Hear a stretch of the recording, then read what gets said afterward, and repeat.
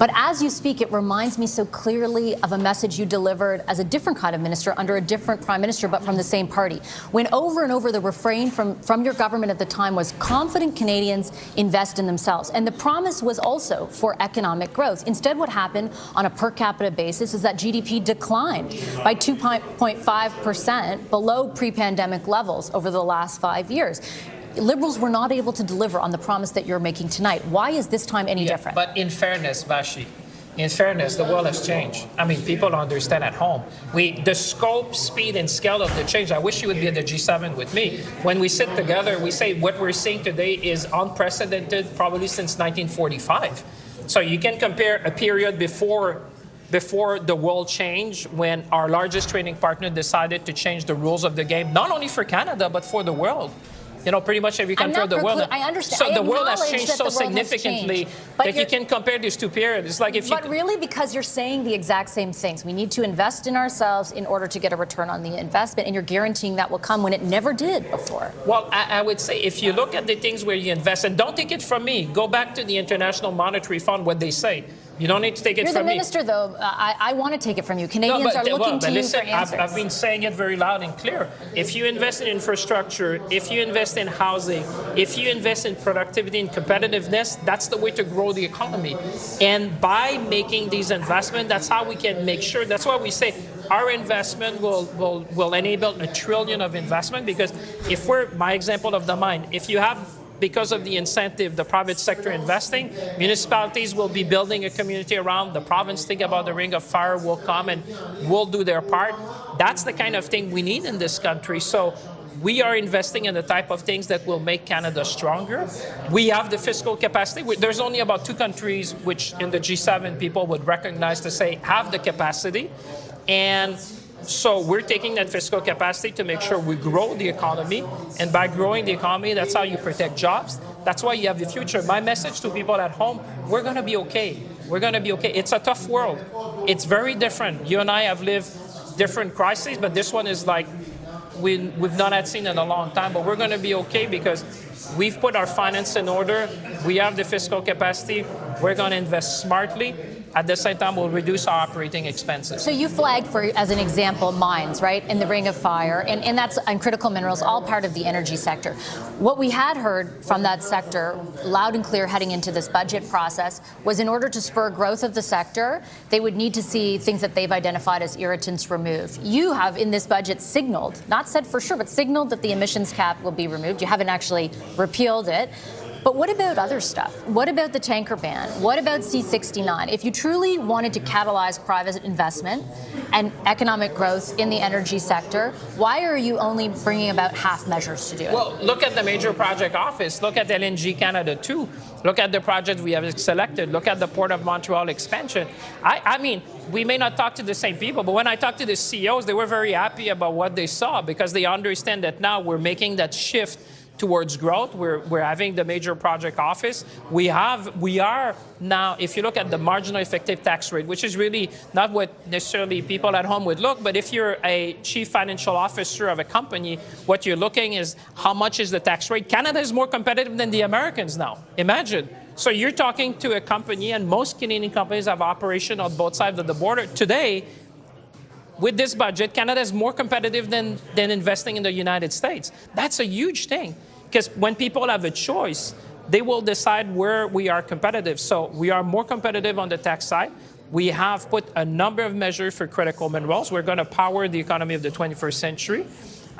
When it comes to major project, we said, one project, one review, we're going to do better.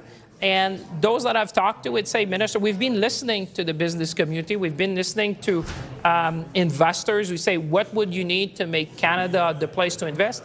And honestly, with the measures we have in the budget today, on the tax side, on the tax credit, think about the super deduction. With respect to Minister, are you talking to the conventional energy players in this country who have felt as though their ability to expand has been greatly hindered by the policies that your government, the previous government, put in place? There is an acknowledgement of that in here in the removal of, or the intended removal, not explicit removal, intended removal of the emissions cap.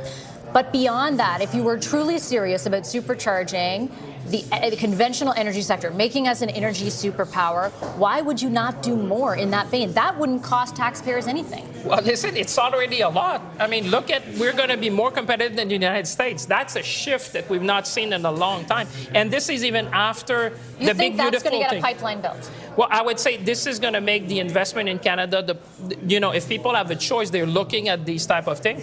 And when you talk to the sector, I mean, I don't know, we may have talked to different people, but when I talk to the CEOs in the sector, they've seen what Canada's doing. They see the major project office. They see that we're serious. They've seen the tax credit. They've seen the approach we're taking to make sure that we are a global energy superpower. Look at LNG Canada too. Canada will be one of the countries in the world. That has been in development for 10 years. With all due respect, it was put on the major projects list because it's just needs to get over the finish line. But we should be happy. I'm not you should saying be not happy. to, I mean, there's something to be happy in the projects. budget. There's the potential for another oil pipeline. My question to you is whether what you're doing is going to incentivize But that. I would say when you are the most competitive tax jurisdiction, when you compare to the U.S., that is incentive that people will look at. We've talked to the people in the sector, and I would say we should really look at what we've done for Canada. This is a generational shift. We're taking steps that are going to make Canada look very different, provide prosperity, provide jobs, provide growth. And at the same time, we're doing the smart thing that we need to do for a long time, and the time is to do it now. And so that's why I think if you look on the tax side, I'm very, very confident because compare that to the United States. That's what you need to do, Vashi, because you have to compare what we do to the U.S. The amount of conventional energy investment in the United States has been going at a rate that far exceeds anything that's being happening in Canada. But I take your point. You think it's going to change? Okay, give me a chance. We just issued the budget an hour ago. Let's see what happens. I hope for the best. Give me a chance. One final question, if you don't mind, Minister. I know your time is limited. And I do want to ask on behalf of Canadians who are listening tonight and listening to your points about how what you've done in this budget is intended to spur economic growth over the mid to long term, and wondering why isn't there something in this to help me pay for $12 berries tomorrow, to help me pay for groceries that have increased by 30%, for example, over the last 5 years. I'm old enough to remember not too long ago when you were the Minister of Industry, you said, we're going to get those prices down. That didn't materialize. Why isn't there more in this budget to address the immediate affordability needs of Canadians? Well, that's the first thing we did, was to reduce taxes for 22 million Canadians. But they're still hurting. Well, and that's why we need more affordability measure. But one of the Why aren't they in the budget? Well, there's one, which it calls about building Canada homes, because if you can build more affordable housing in the country, you're making that more affordable for Canadians. So there are a number of things in the budget to make life more affordable for Canadians. Affordability of homes is one of the most concerning things across the nation, and we're acting on that. So I would say if you're a Canadian today, look at the measures we've put, for example, for workers that have been affected. Because you say, if you look at the trade with the United States, if you're a steel worker today, or if you're in the lumber industry, if you're in the these things have been hurting. And when you refer to the deficit, 75% of what we did this year was for our sovereignty or affordability. Look at the measure in the budget. You mentioned you started with the deficit, but if you look at it, a good part of that was really to make life more affordable for Canadians and making sure that we take steps to make life more affordable, to protect our workers, to support our industry, to pivot our industry. So I would say Canadians will recognize themselves in this budget, and it's really a turning point for Canada where we make sure that our borrowing is to support growth. And that's what we're going to be doing on a going forward basis. The NDP wants post-budget negotiations. Will you provide that?